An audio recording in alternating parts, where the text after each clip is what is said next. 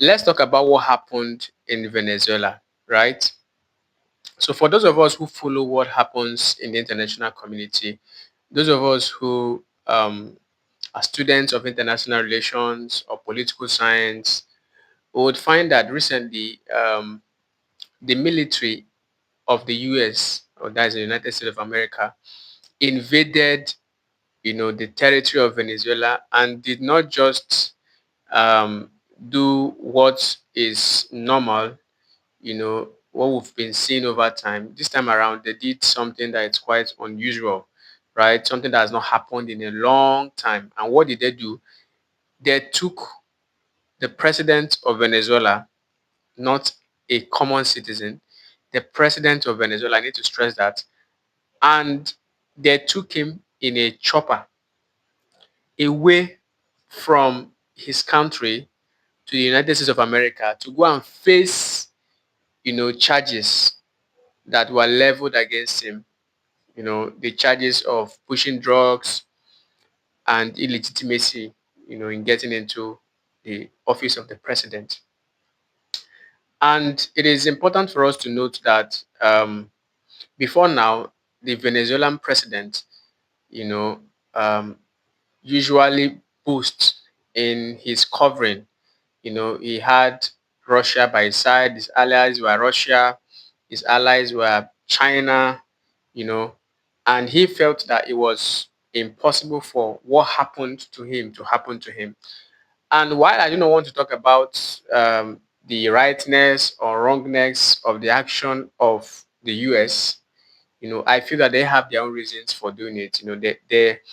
What US is bringing forth as an argument is that they are protecting their national interests, that Venezuelan president is posing a threat to US itself as a nation, and as such, in attempt to help themselves, in attempt to implore the principle of self-help, they decided to take the action that they take. But I do not want to talk about it at that level. I want to bring it to the personal level, so the individual level, me and you, right?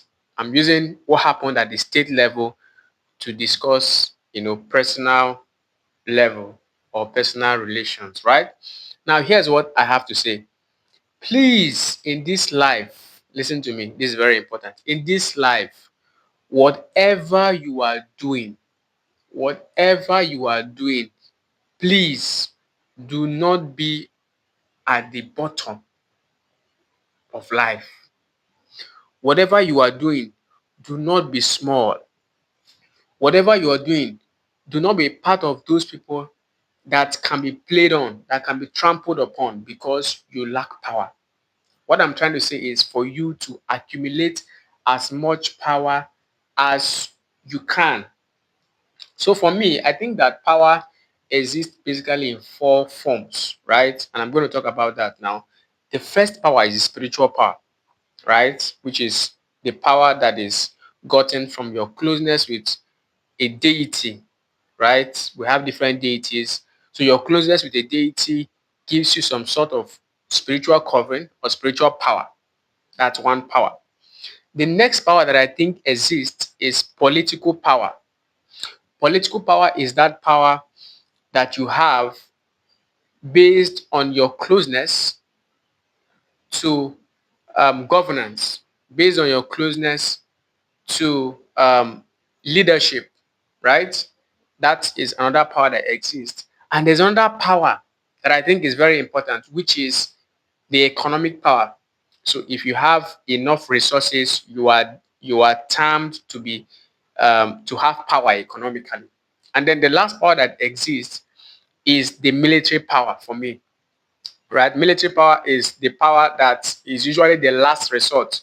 So when we've tried dialogue, we've tried to make peace and all of that, and it's not working. Usually, um, military power, right, or physical power is the one that comes into play. Now, possessing one of these powers will still make you deficient in the other three.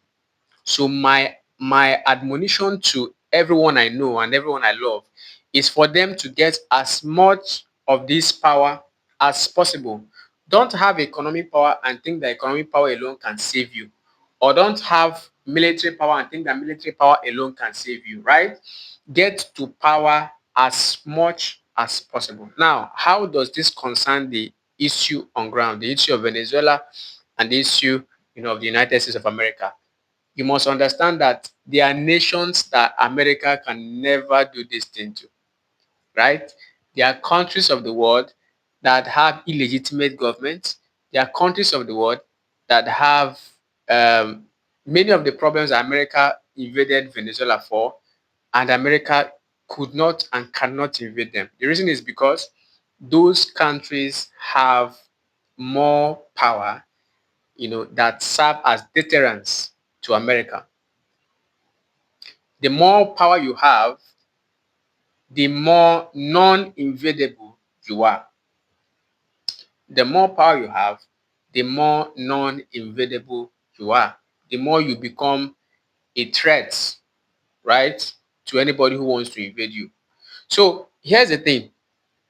Venezuela has the resources. They have economic power. The president of Venezuela, if it was to be about money, I'm sure that the Venezuelan president will not be in custody of the US now, right now. If it were to be about economic power, I'm not sure, because Venezuela have the resources, and the purported accusation that United States is bringing of him being a drug lord means that he has economic, power. But Venezuela lacks military power. Venezuela lacks the kind of military power that can serve as deterrent. So Venezuela did not develop herself enough to become non-invadable by the United States of America. So it was easy for them to be an easy prey, right? This is to tell you that having one power, and let me even mention this, that the president of Venezuela was relying on his alliance with those who have this military power. But the truth is, aligning with people most times may not save you as an individual. Learn this. Aligning with people most times may not be a saving grace for you. You must understand that you yourself should try. I teach and I tell people that there are certain things that every family must have, certain professions that every family must have, so that they can get closer to power. Now, imagine a family where you have somebody who is a lawyer, right? Somebody who is a business person who is making enough money. So if it comes to the economic part of it, somebody in the family is going to cover up for that. If you come to the law, there's somebody in the family who is competent in that aspect. If you come to health, right, there's a doctor to cover up for that part. If you come to if you come to military, right, somebody is a soldier or a navy officer or something, just something in the military, right, and maybe top ranking. You come to politics, the family has a governor or the family has somebody who is a legislator and all of that. That family becomes very formidable. So it means that there is almost nowhere you come from that you can actually invade that family, right? It will be a tough battle to ground that family because they have all round power. So that is an advice I'm giving to you as an individual. You can operate this at the individual level. You can also operate it at the you can also operate it at the family level. Make sure that you come as close to power and the different kinds of power as possible. So don't just stop at making money. I hear some people say, "Oh, forget, just get money." Yes, get money. Money is also a power. But beyond money, when the government comes for you, that your money cannot save you, right? So get economic power, get political power, right? Military power. Maybe not all of us can get into the military, but do you have somebody in the military? Do you have um, do you have self-defense skills, for instance? Can you defend yourself? Right? Do you know martial arts? If somebody comes to battle with you physically, are you physically fit? Let's start from there. Are you physically fit? If somebody wants to end you, somebody wants to deal with you, right? Physically, can you defend yourself? Do you have somebody you can call? Is there something that you can do physically to save yourself? And then there's the last part I'm going to talk about, the spiritual power. How close are you to God? How much do you know God? Right? Because at some point, your money cannot save you, your physical power and might cannot save you, just like Samson, right? At some point, your economic power cannot save you. It will then depend on your closeness to a deity, right? To God. So here's my take from what happened between the US and Venezuela. Thanks for listening.